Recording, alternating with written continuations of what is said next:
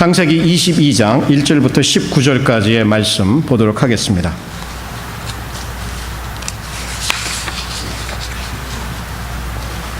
창세기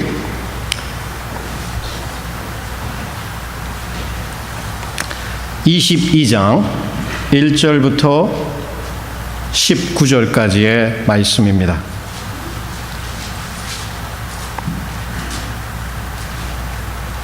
네, 1절 말씀부터 읽겠습니다. 이 일 후에 하나님이 아브라함을 시험하시려고 그를 부르시되 아브라함아 하시니 그가 가로되 내가 여기 있나이다. 여호와께서 가라사대 내 아들 내 사랑하는 독자 이삭을 데리고 모리아 땅으로 가서 내가 내게 지시하는 한 산 거기서 그를 번제로 드리라. 아브라함이 아침에 일찍 일어나 나귀의 안장을 지우고 두 사환과 그 아들 이삭을 데리고 번제에 쓸 나무를 쪼개어 가지고 떠나 하나님이 자기에게 지시하시는 곳으로 가더니 제3일에 아브라함이 눈을 들어 그곳을 멀리 바라본지라. 이에 아브라함이 사환에게 이르되 너희는 나귀와 함께 여기서 기다리라. 내가 아이와 함께 저기 가서 경배하고 너희에게로 돌아오리라 하고 아브라함이 이에 번제 나무를 취하여 그 아들 이삭에게 지우고 자기는 불과 칼을 손에 들고 두 사람이 동행하더니 이삭이 그 아비 아브라함에게 말하여 가로되 내 아버지여 하니 그가 가로되 내 아들아 내가 여기 있노라.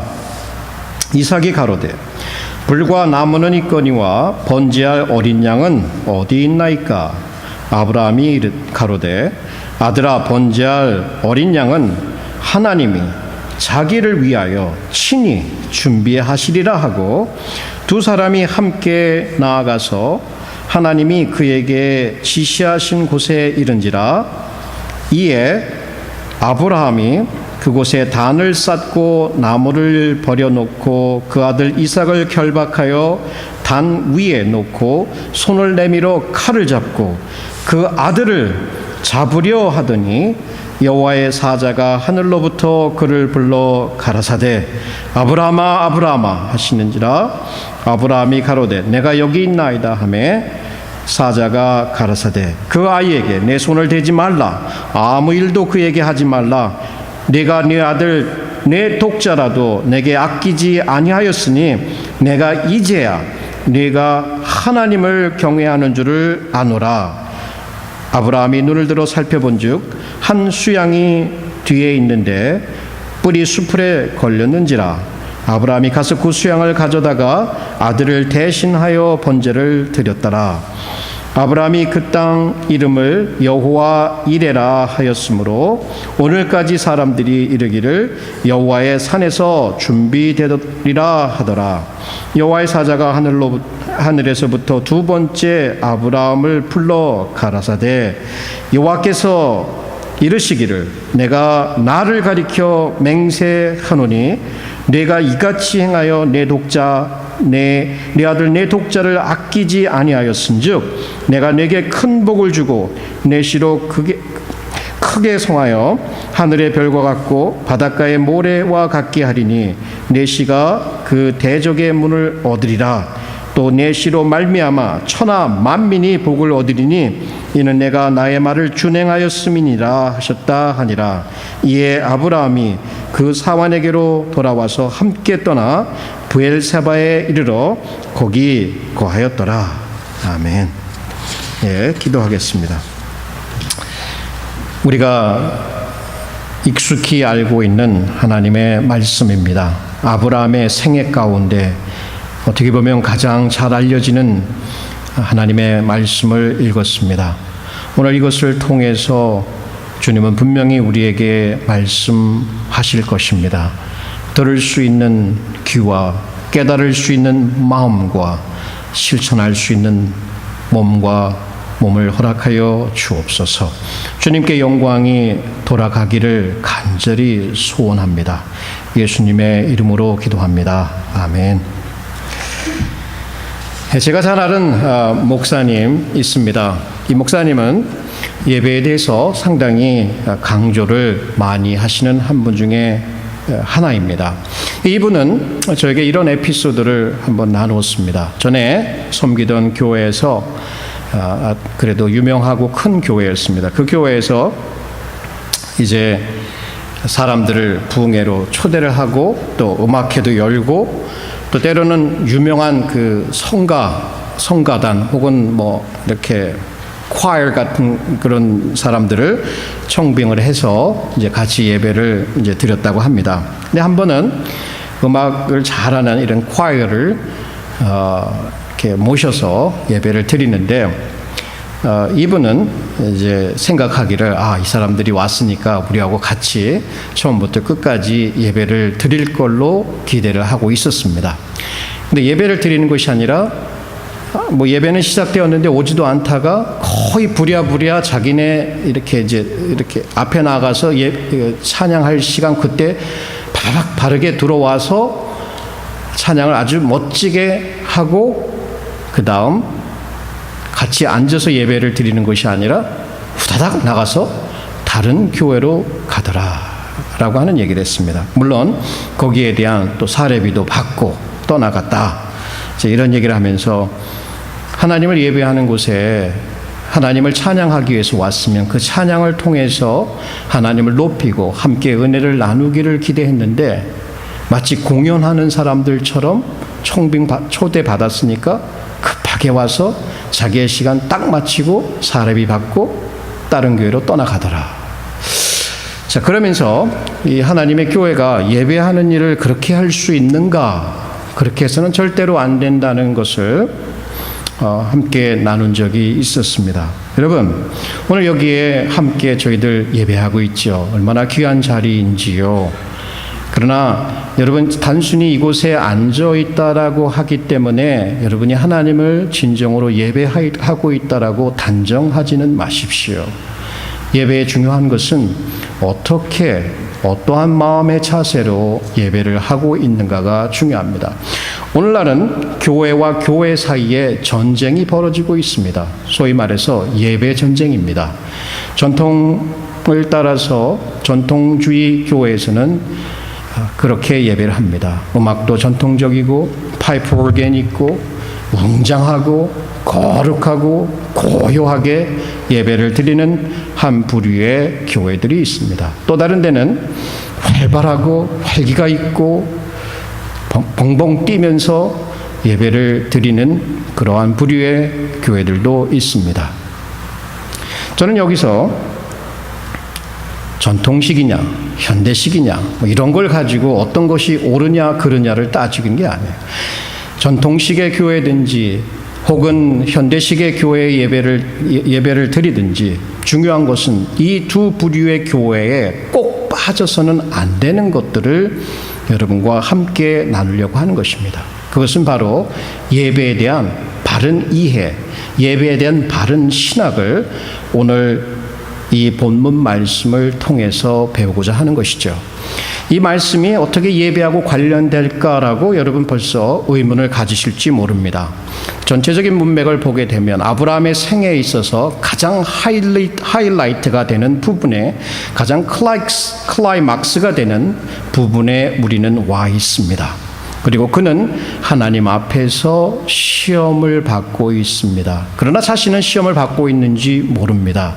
근데 그 시험의 내용이 바로 그가 진정으로 하나님 앞에 모든 것을 다 드려서 예배하느냐 안 하느냐, 번제 혹은 제단, 구약의 예배를 뜻하는 것이거든요. 그리고 결국 하나님께서 지금까지 40년이라는 세월을 통해서 한 인간 아브라함을 선택해서 만들고자 했던 그 목적이 바로 여기서 실현되고 있습니다. 아무것도 아끼지 않고 모든 것을 다해서 하나님을 예배하는 이 한 사람, 그렇게 성장했다라는 얘기예요. 몇 년이 걸렸냐고요? 40년 이상이 걸렸죠.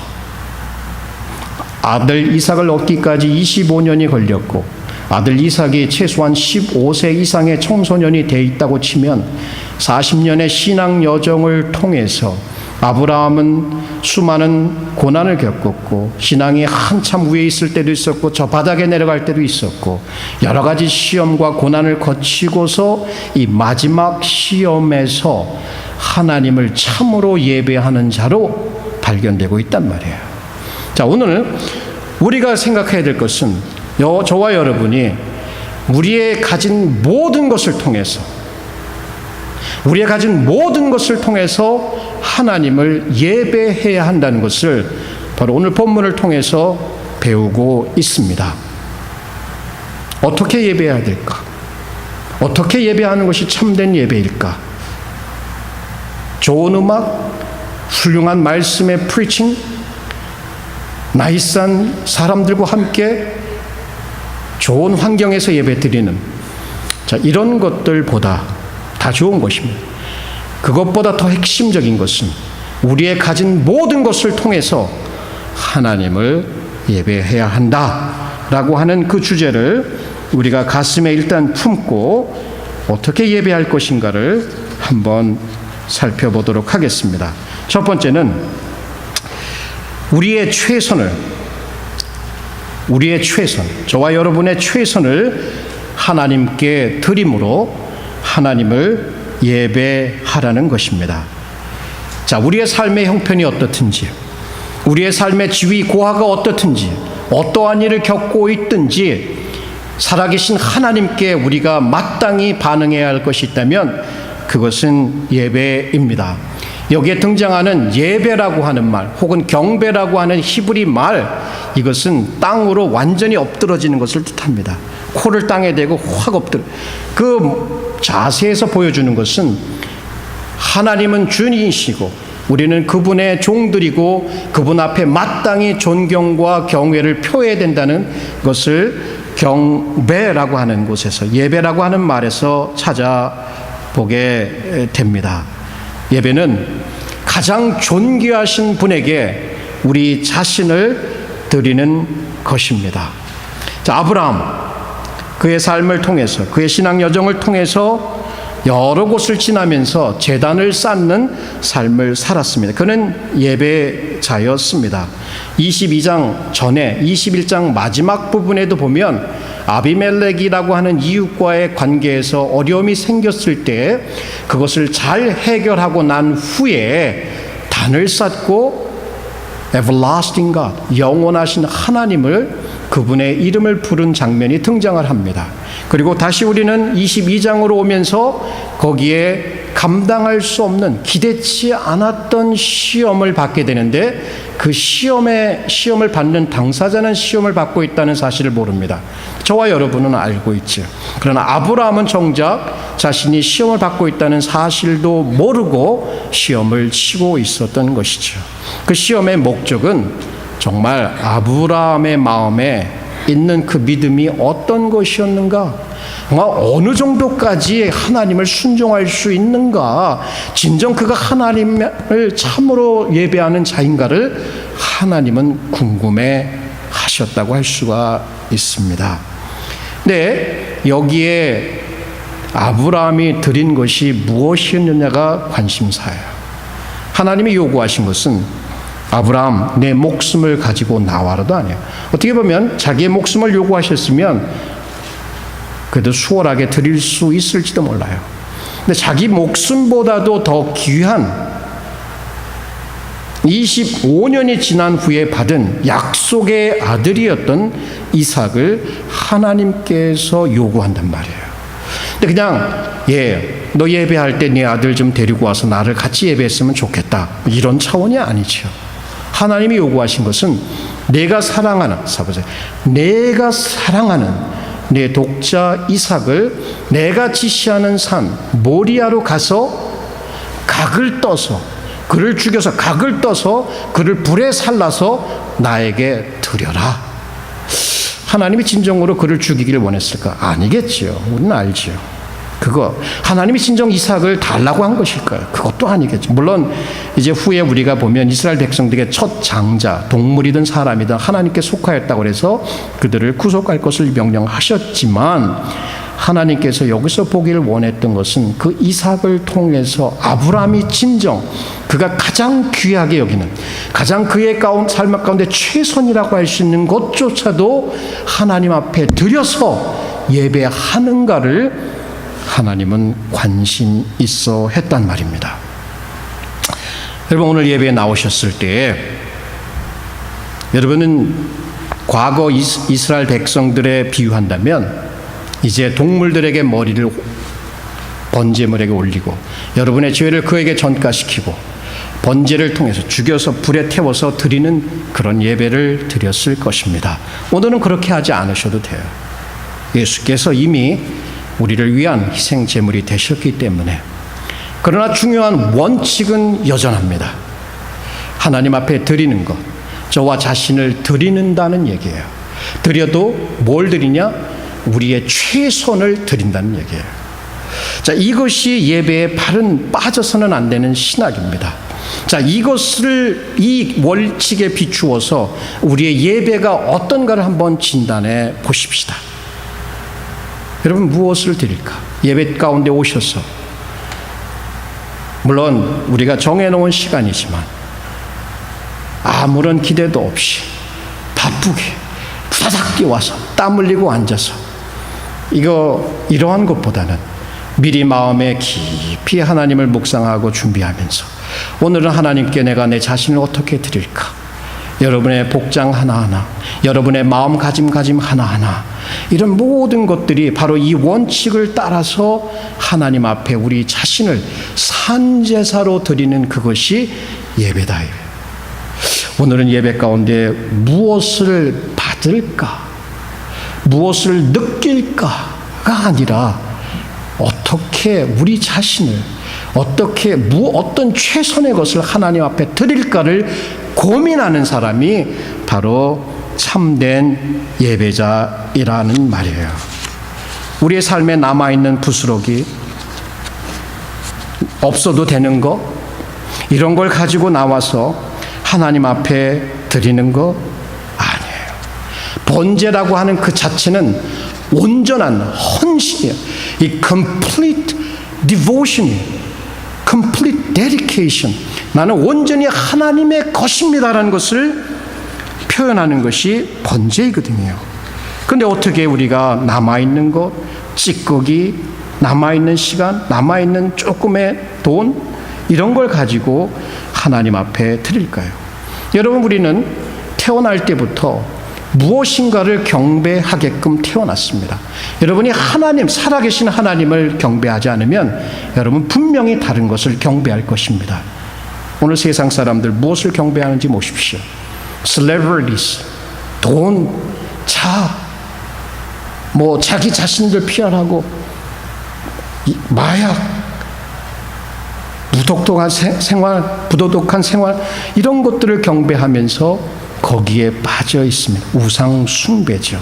참으로 살아계신 하나님을 경배하지 않으면 반드시 여러분은 다른 어떤 것으로 그 자리를 대치해서 경배하고 있을 것입니다. 예배 때마다 오십시오. 예배 때마다 나와서 내 자신이 하나님 앞에 어떻게 드려질까를 생각하십시오. 어떠한 최선의 것을 드릴까를 고민하시는 것이 예배자라는 얘기예요. 여러분, 성경에 나오는 젊은 부자 청년이 있지요. 젊은 부자 청년 예수님께 나와서 영생에 대해서 물었습니다. 그가 어려서부터 십계명을 지켰기 때문에 예수님이 그 말을 하셨을 때 제가 어려서부터 그거는 잘 지켰죠 라고 자신감을 가지고 얘기했어요. 그래 네가 진정 나를 따르기 원하냐? 그러면 너에 있는 모든 재산을 가난한 자에게 나눠주고 나를 따르라. 다 팔아서 없애버리라는 얘기는 아니요. 물론 문자적으로 그렇게도 해석할 수 있지만 그가 원하셨던, 예수님께서 원하셨던 것은 돈을 사랑함보다 그 젊은 청년을 원하셨던 것이겠죠.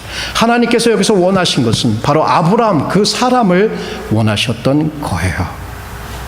저는 그 단상에서 재물에 대한 얘기를 설명할 때마다 조금 이렇게 어려움을 느끼게 됩니다.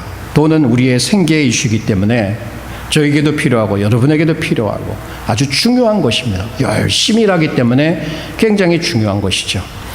제가 얼마 전에 어떤 분이 책을 한 권 선물을 해서 그 책을 이렇게 읽어보게 됐어요. 그 Blessed Life라는데 그 목사님의 대형교회 목사님이신데 이분이 자기의 그 1980년대 초반의 경험을 이렇게 나누고 있는 것을 보았습니다.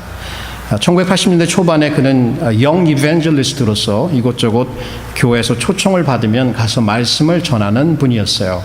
그러니까 초청을 많이 받으면 그 교회에 가서 러브 오퍼링을 받아서 그렇게 한 달을 생활하고 있던 사람이었습니다. 또 어떤 달은 아무 데도 초청이 없었고 딱 한 교회에서 초청을 받았습니다. 그러니까 재정적으로 굉장히 어려움을 겪을 수 있는 그런 한 달이었습니다. 어쨌든 그 교회에 가서 말씀을 전했고 이제 말씀 전하고 난 다음에 목사님께서 러브 오퍼링을 걷어서 그에게 넘겨주면서 하시는 말씀이 우리 교회가 창립된 이후로 이렇게 많은 헌금이 거친 적이 없습니다 하면서 한 책을 그에게 전달해 주었습니다. 그 액수를 보자마자 그가 깜짝 놀랐어요. 왜? 한 달 동안 보통 거쳐서 자기의 생활할 수 있는 그 액수가 거기에 그대로 적혀져 있었기 때문이에요. 야, 정말 하나님, 여호와 일의 하나님 이렇게 채우시는구나 라고 하나님을 감사하고 있는데 자기의 마음 가운데 야, 너 그 책 저 선교사한테 주어라 라는 마음의 음성이 들리더래요. 선교사가 선교지로부터 돌아와서 선교 프레젠테이션 하면서 이게 펀드레이징을 하고 있는데 그날에도 선교사 한 분이 그렇게 이제 계정적인 어려움을 호소하면서 그런 프레젠테이션을 했대요. 그 선교사님은 저쪽에 보니까 하나님이 그런 음성을 내가 잘못 들었지. 나 이거 생활해야 돼. 생활비인데 이거 주면 내가 어떻게 생활을 해.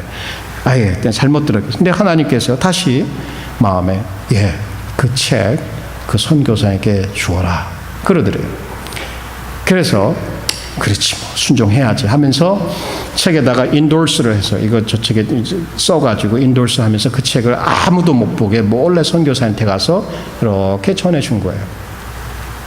전해주고 나서 이제 그날 저녁에 교인들하고 같이 식사할 기회가 있었다고 합니다.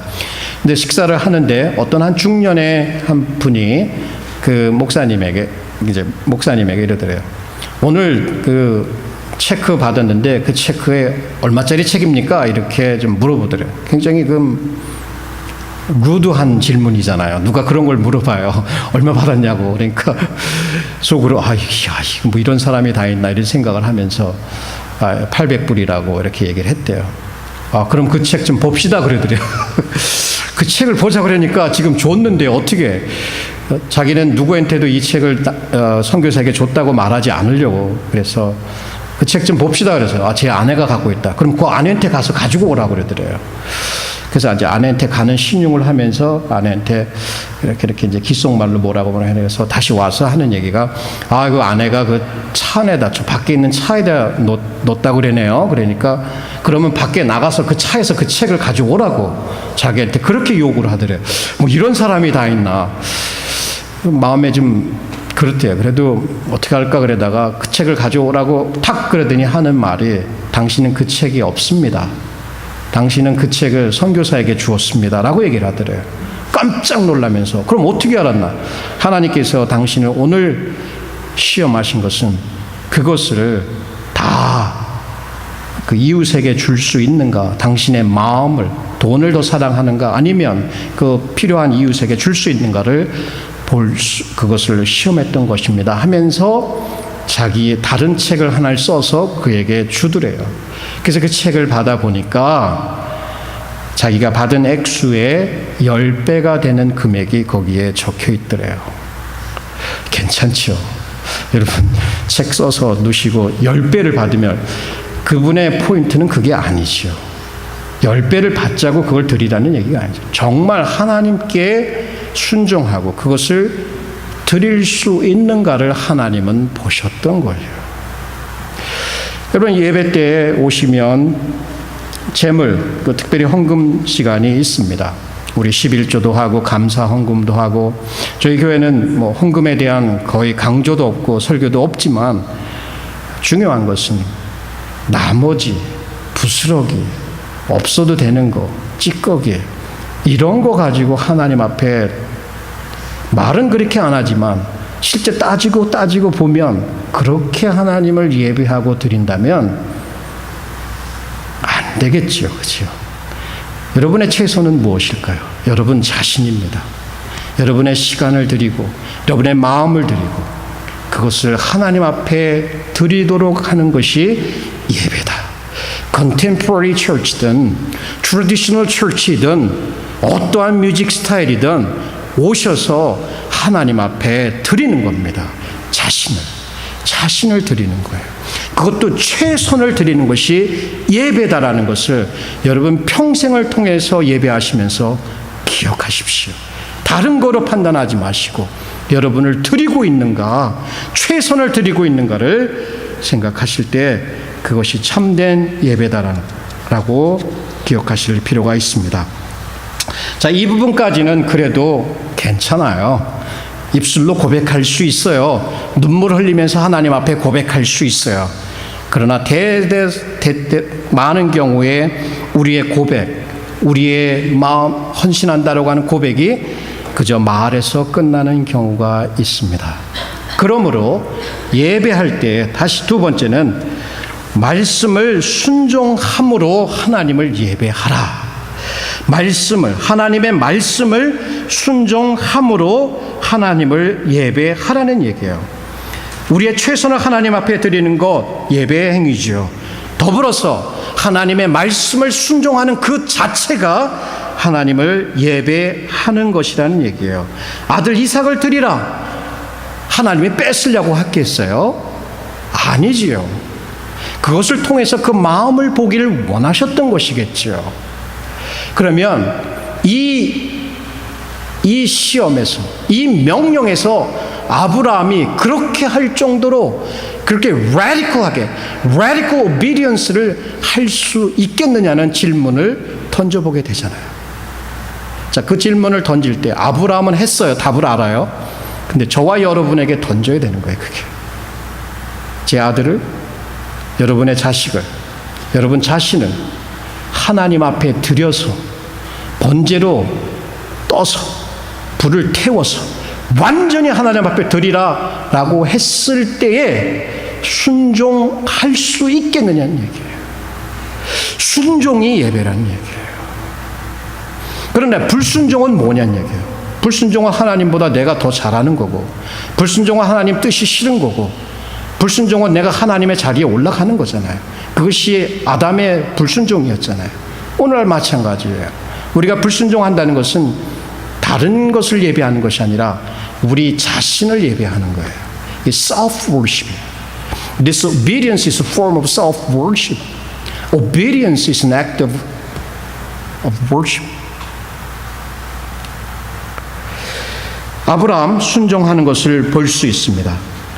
사실 그 전에 21장 그 전으로 가게 되면 아브라함에게 또 다른 아들이 있었습니다. 이스마엘이죠. 이스마엘을 내쫓는 것까지는 괜찮아요. 하나님 섭리를 믿으면서 그래도 살아날 수 있는 가능성이 있으니까 하나님 명령하셨으니까 그를 크게 해주신다니까 집에서 내보내는 거는 할 수 있었어요. 근데 이 이삭은 어떻게 얻은 아들인데 하나님 따질 수 있어요. 하나님 어떻게 정신이 좀 이런 분이 아니잖아요 하면서 퀘션을 달 수가 있는 거예요. 어떻게 이런 거를 명령하실 수 있어요? 인간을 사랑하시는 분이 번제로 떠서 이렇게 따져들 수도 있을 거예요. 근데 아브라함 그렇게 하지 않거든요. 이해는 하지 못해요. 근데 하나님이 요구하셨어요. 그 정도까지 순종해 나가는 모습. He's obeying without questioning. 하나님에 대해서 이러쿵저러쿵 따지지 않으면서 그렇게 나가는 것을 여기서 아브라함은 보여줍니다. 정말 우리 순종할 때 따질 수 있어요.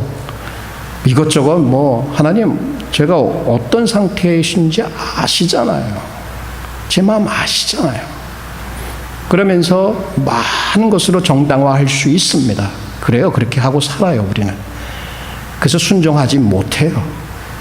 그러나 아브라함 경우에 그런 모습을 보지 못하고 있다는 얘기예요. 전혀. 충분히 할 수 있죠.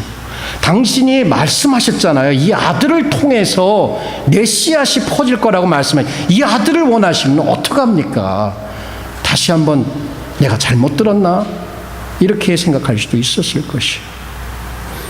이 순종하는 데 있어서 즉각 아침에 일찍 일어나서 first thing in the morning 해서 그 산까지 가는데도 3일이 걸린단 말이에요. 즉각적으로 순종하는 모습도 여기서 보게 되죠. 더불어 3일을 가면서 곰곰이 무슨 생각을 했겠습니까? 3일 내내 하나님과 이삭, 하나님과 이삭, 하나님과 이삭, 하나님이냐 이삭이냐, 하나님이냐 이삭이냐, change mind 할 수 있잖아요. 순종은 그렇게 정말 어려운 겁니다. 그러나 아브라함은 he obeyed God without questioning, without delaying, without failing. 계속 그 순종에는 이러한 모습을 우리에게 보여주고 있는 것을 여기서 발견하게 됩니다. 순종할 때 그 아내가 이 사실을 알았으면 어떻게 했을까? 아내가 사라가 야 사라 좀 들어봐. 하나님이 이삭을 번제로 드리래. 사라가 허락했을까요? 허락하지 않았겠죠. 함께 데리고 간 두 사환, 어린 이 종들을 데리고 왔을 때에도 그들에게 아무에게도 얘기하지 않았잖아요. 이것은 나와 하나님과의 문제야. 다른 사람이 아니라 나와 하나님과의 문제이고 내가 하나님 앞에 보여야 할 부분이 있는 것이야. 외롭고 고독하고 많은 퀘션이 있고 이해하지 못하는 것이 있었어도 아브라함이 정말 순종하고 있단 말이에요. 그래서 그는 믿음의 조상이라는 자리까지 올라갈 수 있었고 정말 그는 그렇게 하나님 앞에 자기의 전폭적인 헌신을 여기서 순종함을 통해서 보여주고 있었다는 것이에요. 가까이 나갈수록 그 장소로 가까이 나갈수록 그 순간이 다가오고 있습니다. 아들을 드려야 하는 순간 마음이 찢어지겠죠. 얼마 있지 않으면 이 아들을 내 손으로 칼을 들어서 그를 죽여서 그를 각을 떠서 불에 태워서 하나님 앞에 드린다. 그래도 이것이 하나님께서 원하시는 것이면 나는 하겠다라고 하는 그 마음과 자세를 하나님이 원하셨던 거예요. 하나님이 인제사, 사람 죽이는 걸 원하셨던 것은 절대로 아니었던 것이지요. 여러분, 우리가 우리의 최선의 것을 통해서 하나님을 예배합니다. 고백하지요. 그래요. 눈물을 흘리면서 모든 것 드릴 수 있어요. 그러나 하나님 앞에 정작 그것이 재정적인 것이 됐든 그것이 시간이 되었든 그것이 섬김이 되었든 그것을 하려고 할 때에는 언제 내가 그런 얘기 하느냐처럼 망각할 때가 있어요. 여러분, 저와 여러분의 실질적인 순종이 바로 하나님께 예배다라는 것을 다시 한번 배우게 됩니다. 여러분이 잘 아는 이스라엘의 일대 왕이었던 사울 왕의 몰락은 바로 하나님을 불순종한 데서 왔죠. 그에게 첫 명령이 주어졌을 때 아말렉 그 모든 것을 다 죽이라. 갔어요. 전쟁에서 이겼어요. 그런데 아각 왕도 살려주고 짐승 중에 아주 훌륭한 것들은 다 살려갖고 돌아왔어요. 그리고 와서 승리에 대한 자축을 하고 있을 때 사무엘이 와서 찬물을 확 끼얹습니다. 당신이 하나님을 불순종했다. 아니라고 백성들이 말하는데 이 좋은 거 하나님을 예배하는 데 쓰면 될 거 아십니까? 이렇게 얘기를 한단 말이에요. 정당화했겠죠. 그때 사무엘이 그에게 하신 말씀입니다. 여호와께서 번제와 다른 제사, 이거 예배입니다. 예배. 여호와께서 번제와 다른 제사를 그 목소리 순종하는 것을 좋아하심같이 좋아하시겠나이까. 순종이 제사보다 낫고 듣는 것이 수양의 기름보다 나으니. 그러니까 우리는 예배하지 말고, 그러니까 우리는 제사 드리지 말자는 얘기가 아니라, 예배할 때 반드시 순종함으로 예배하여야 한다는 것을 이 부분에서 우리에게 깨닫게 해준다는 얘기입니다. 아브라함, 많은 세월이 걸렸지만, 오랜 세월이 걸렸지만, 그의 인생 여정의 하이라이트에서 분명히 그 시험을 통과했습니다. 자, 세 번째, 그러면 어떻게 우리가 예배할까? 자, 하나님의 공급하심을 믿고 기대함으로 예배하라. 하나님을 예배하라. 자, 예배한다는 것은 하나님 앞에 우리의 최선을 바치는 것이고, 예배한다는 것은 하나님의 명령을 순종하는 것이고, 예배한다는 것은 결국은 뭐예요? 하나님을 믿고 하나님께서 공급하시는 것을 기대하는 거예요. 예배하러 나오실 때, 자 보세요. 아들을 바치면, 이삭이라는 아들을 바치면 그것으로 하나님이 꿀딱 생기고 끝나는 것이 아니에요. 오히려 그것을 통해서 그 마음을 보시고 그의 아브라함에게 공급하여 주시는 하나님, 여호와 이레라고 하는 표현이 여기서 등장하는 것입니다. 아브라함은 전혀 몰랐어요. 그러나 그가 그 제사를 나아가면서 어떠한 부분이 있느냐, 정말 그가 어떠한 신앙을 가지고 있었느냐, 어떠한 무엇을 기대하고 무엇을 믿었는가를 여기서 보게 됩니다. 첫 번째, 그 모리아 산까지 가서 거기에 이제 그 사환들에게 하는 말입니다. 너희는 나귀와 함께 여기서 기다리라. 내가 아이와 함께 저기 가서 경배하고 너희에게 돌아오리라. 여기 너희에게 돌아온다는 것은 나 혼자 온다는 얘기가 아니라 내 아들 이삭과 함께 너희에게 돌아오리라는 얘기를 해요. 그러면 이 부분을 어떻게 이해해야 될까? 아브라함 당신은 분명히 알았어요. 이삭을 번제로 드리게 되면 이삭 없이 혼자 돌아와야 된다는 것을 생각했을 것이에요. 그럼 여기에 사환들에게 거짓말을 한 것일까요? 거짓말을 한 것으로 보이진 않습니다. 그는 하나님의 사람이었잖아요. 그러면 어떠한 기대가 있었을까? 무엇을 기대했을까? 그래, 가서 예배하고 나서 같이 돌아온다라고 하는 이 말 속에는 그 다음에 이어지는 이제 부분이 있습니다. 이제 둘이 산을 올라갑니다. 이삭과 아버지가 올라갑니다. 이삭이 궁금한 게 있어요. 아버지 이름을 불러요. 그 얼마나 마음에 그래 아들아, 내가 여기 있다. 근데 번제할 때 쓰는 나무하고 불은 있는데 번제할 제물이 어디 있어요? 라고 너무 핵심적인, 마음이 찢어지는 듯한 질문을 그에게 던지는 거예요. 어떻게 답을 하지? 바로 내가 그 번제물이야라고 답을 할까? 아니에요. 거기에 아브라함의 믿음이 드러나는 거예요. 그거 걱정하지 마라. 그거 걱정하지. 하나님께서 친히 그를 자신을 위해서 준비하실 것이라는 말을 해요. 그러면 여기서 보는 것은 아브라함은 하나님의 공급하실 것을, 내가 이렇게 드린다고 하실 때 하나님께서 친히 공급해 주실 것을 기대하고 믿었다는 얘기예요. 이 모든 상황 가운데서 하나님이 지키실 것을 믿었다는 거예요. 내 씨가 바로 이삭을 통해서 나올 것이라는 것을 믿었다는 얘기예요. 그러므로 설령 내 아들이 죽는다 하여도 다시금 그를 살려서 내셔서 살려낸 이 아들을 통해서 민족을 이루게 하실 것을 아브라함은 기대했다는 얘기예요. 이것을 히브리서 기자는 이렇게 기록하고 있습니다.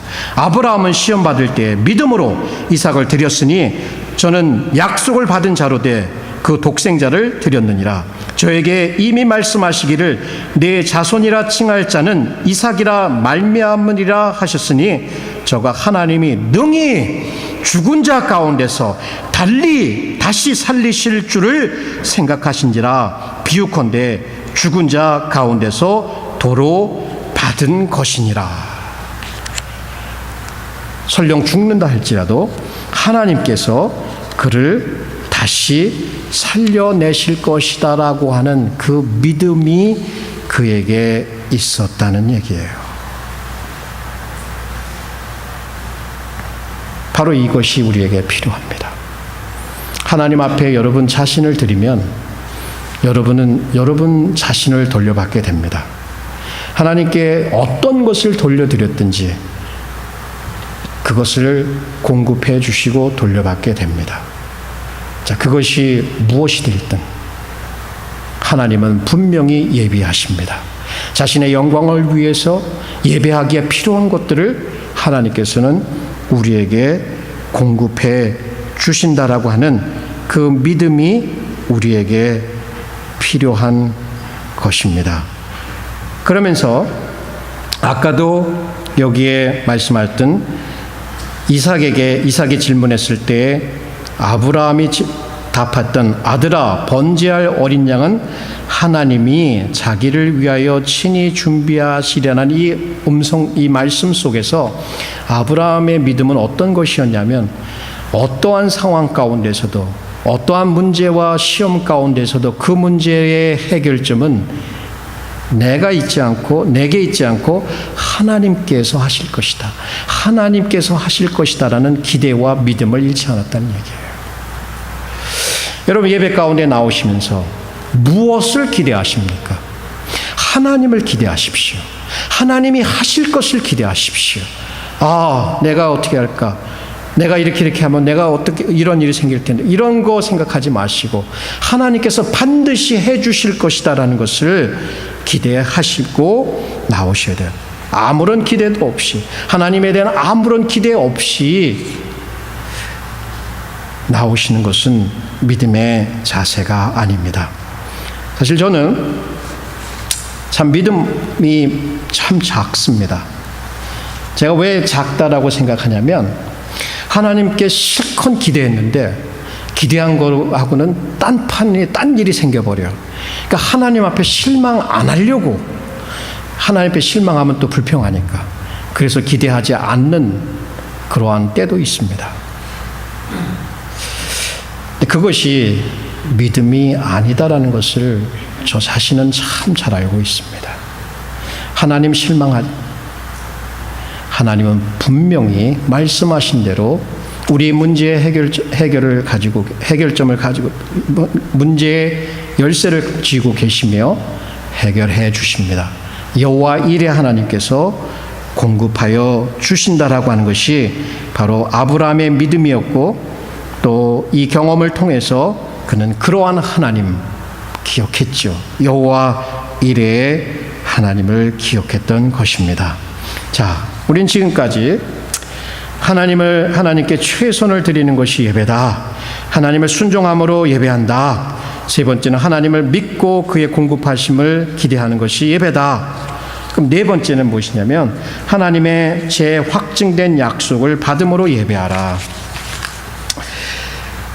이 부분은 무엇이냐면 그래 하나님께서 다 공급해 주셨어. 거기서 끝나는 것이 아니라 하나님께서 재차 아브라함에게 말씀을 주시고 계셔요. 말씀, 약속, 축복에 대한 확신을 그 마음에 말씀해 주시는 거예요. 그러면서 이 예배의 후반부로 이어진다고 보면은 예배가 끝나자마자 아브라함이 이제 하나님 앞에 인정을 받게 됩니다. 어떤 인정을 받게 되면 아브라함아 그 아들에게 아무 일도 하지 마라. 이제야 내가 내 독자 이삭을 아끼지 않고 내게 드렸은지 내가 진정으로 하나님을 경외하는 줄을 알겠노라라고 하는 그 믿음을 극찬해 주십니다. 자, 이게 바로 예배 가운데 우리에게 주시는 하나님의 상급입니다. 우리에게 갚아주신다는 얘기예요. 갚아주시되 우리의 믿음을 칭찬해 주시는, 우리가 되게 어려워요. 삶이 어렵고 예배할 수 없는 환경 가운데 있고 너무나 바쁘고 그럼에도 불구하고 하나님 예배하는 자리까지 아브라함은 3일 길을 거쳐서 왔듯이 긴 그 여정을 통해서 하나님께 나와서 드렸을 때 그 믿음을 보시고 하나님께서 칭찬하신다는 얘기예요. 더불어서 그에게 말씀을 주시는데 어떠한 말씀일까요? 여러분, 거기에 나오는 말씀은 재차 하나님께서 그에게 하셨던 말씀입니다. 내가 내게 큰 복을 주고 내 씨로 그에게 크게 성하여 하늘의 별과 같고 바닷가의 모래와 같게 하리니 내 씨가 그 대적의 문을 얻으리라. 또 내 씨로 말미암아 천하 만민이 복을 얻으리라. 이는 내가 나의 말을 준행하였음이니라 하셨나요? 하나님께서 상급을 주시는데 여전히 그 자손에 대한, 후손에 대한 큰 축복을 그에게 재확인시켜주고 있다는 얘기예요. 근데 제가 여기서 한 가지 질문을 던졌어요. 하나님, 매번 보면 하나님 나타나실 때마다, 아브라함에게 나타나실 때마다 좀 다른 말씀을 하신 적도 한데 매번 똑같은 말을 계속 반복해요. 예. 내가 너와 언약을 맺었고 너로 큰 민족을 이루고 내 씨를 통해서 많은 자손들이 나올 거야. 하늘에 무수한 별과 같이, 바닷가의 모래와 같이 그 말씀을 계속 반복해 주시고 강조하고 또 강조하고 또 강조한단 말이에요. 아브라함이 예배 때 이 말씀을 들었다면 하나님, 그 지난번에 말씀하셨잖아요. 아는 거잖아요. 그 또 얘기해요. 그거 말고 좀 다른 거 없어요? 이렇게도 생각해 본 적도 해요. 근데 또 동일한 말씀을 그 마음에 다시금 막 확인시켜 주는 거예요. 그럼 아브라함이 자기에 있는 모든 것을 통해서 하나님 앞에 믿음을 보였을 때 하나님께서도 그에게 이 축복에 대한 약속을 더 강조를 해서 반드시 이루어질 것이다. 자기 자신을 들어서 약속하시면서 내가 반드시 이것을 이루어 주시고 하신단 말이에요. 우리 예배로 한번 생각해 보십시다. 여러분, 예배 때 나오시면 많은 궁금한 것들도 계실 것이에요. 삶에 대한 모든 앤서를 받고 싶기도 할 거고 그래요. 그러나 가장 핵심적인 것은 바로 이 하나님의 약속, 그 말씀, 그것은 뭐냐? 복음입니다. 우리 주 예수 그리스도의 복음. 여기서 말하는 이 씨, 내 씨를 통해서 천하 만민이 복을 얻을 것이다. 바로 예수 그리스도.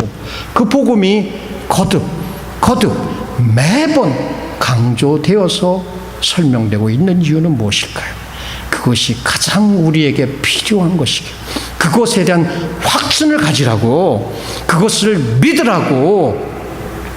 정말 저와 여러분이 하나님이 우리를 공급하시고 우리를 보호하시고 우리를 인도하시고 우리를 통해서 영광을 받으시고 우리를 통해서 교회를 세우시고 가정을 세우시고 세상을 변화시킬 것이다라고 하는 것을 믿는다면, 말씀 선포를 통해서 믿는다면, 하나님이 정말 나를 그 어떤 것보다도 사랑하신다는 것을 믿는다면, 그리고 의지한다면, 그리고 확신한다면 우리의 세상에서의 삶이 어떻게 달라질까요? 왜 우리는 그렇게 잘 못 믿나요? 말로는 믿는다고 할 수 있지만 왜 그렇게 의지하지 못하나요? 왜 매번 똑같은 생활을 할까요? 자, 말씀을 예배 가운데 선포되는 이 말씀, 여기 제가 오늘 선포한 말씀, 아브라함의 생애를 통해서 거듭 나왔던 장면들이 오늘 하이라이트가 돼서 또 반복이 되고 있습니다. 왜? 예배를 통해서 주시는 순종, 예배를 통해서 최선을 드리는 것, 예배를 통해서 믿는 것, 예배를 통해서 또 그분의 축복을 경험하고 확신하는 것, 다 알고 있는 내용이잖아요.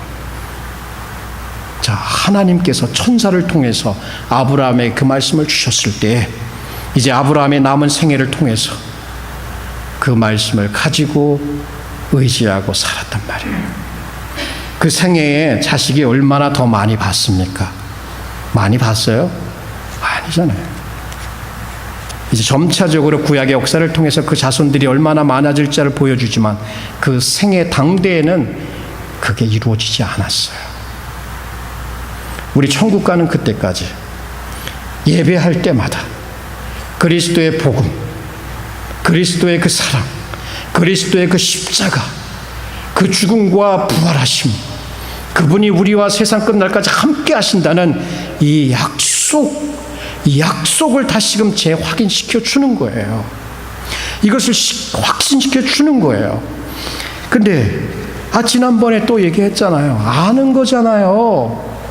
알면 뭐해요? 느껴지질 않는데, 의지하지 않는데, 그거 붙들고 살지 않는데, 그러니까 예배가 재미가 없어질 수 있는 거예요. 예배가 무미건조하고, 예배가 그냥 와서 형식적으로 드려지는 그곳에서 끝나는 것을 보게 됩니다. 필굿은 필굿은 따라오는 것이지, 필굿은 예배의 목적이 아닙니다. 여러분, 결론에 그래요. 예배는 우리가 하나님께 드릴 수 있는 최선의 것입니다. 하나님의 백성들에게는 예배보다 더 중요한 것은 없는 것이 사실입니다. 그러나 우리가 고백해야 될 것은 우리의 삶에, 우리의 교회에서 예배는 많이 소홀함을 받고 있는 것도 사실입니다. 오늘 들은 말씀과 같이 정말 우리가 이렇게 예배를 할 수 있다면 하나님께서 얼마나 기뻐하시고 얼마나 큰 축복으로 우리를 인도하실지 상상이 가지가 않습니다. 오늘 여기 나온 한 아브라함, 한 사람의 생애 가운데 그 하이라이트에 보였던 그 전폭적인 하나님을 향한 헌신, 자, 이것은 하나의 아름다운 그림으로 우리에게 그려집니다. 어떠한 그림을 다시금 보여주고 있냐면 하나님 아버지께서 그 아들 독자 이삭을 그 아들 독자 예수 그리스도를 아끼지 않고 십자가에 내어준 사건을 그대로 우리에게 그려주고 있는 것이에요. 그래요. 예수 그리스도, 그분이 하나님 아버지를 사랑하셨어요. 그래서 그분의 생애를 통해서 그 자신을 전폭적으로 하나님의 목적을 이루기 위해서 드렸어요. 십자가에 죽으셨어요. 그래서 그것이 한 삶 전체가 하나님을 예배하는 삶이었어요. 우리 하나님보다 우리 자신을 더 사랑하는 우리가 어떻게 하나님을 이렇게 예배할 수 있을까? 최선을 드리고 순종하며 그를 기대하고 또 그분의 축복을 예배 가운데 확신하며 어떻게 예배를 하나님보다 우리 자신들을 더 사랑하는 우리가 성령께서 하셔야 합니다. 하나님의 은혜가 하셔야 합니다. 하나님의 능력과 사랑이 우리 마음 가운데 나타나야 하는 것이죠. 바로 그것이 우리로 하여금 우리를 뛰어넘어 하나님을 예배하는 참된 예배자로 바꾼다는 것입니다.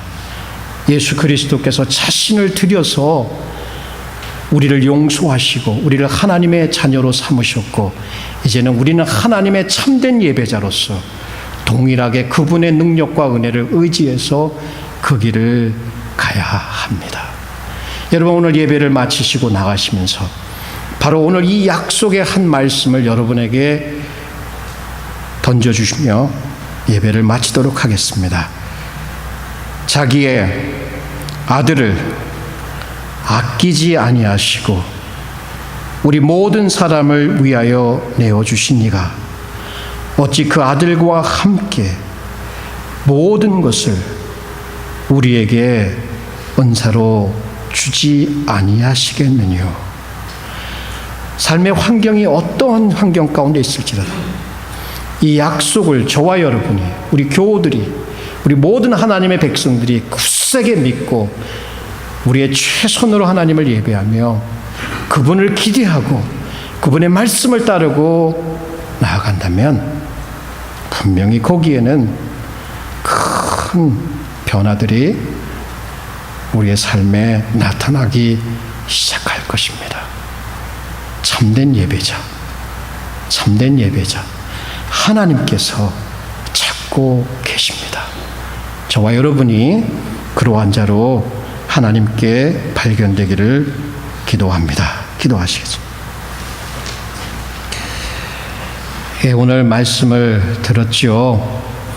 우리 한번 우리의 마음 고요하게 살펴보면서 어떻게 예배하고 살아왔는지 우리 살펴보며 하나님의 도우심을 구하겠습니다. 기도합시다.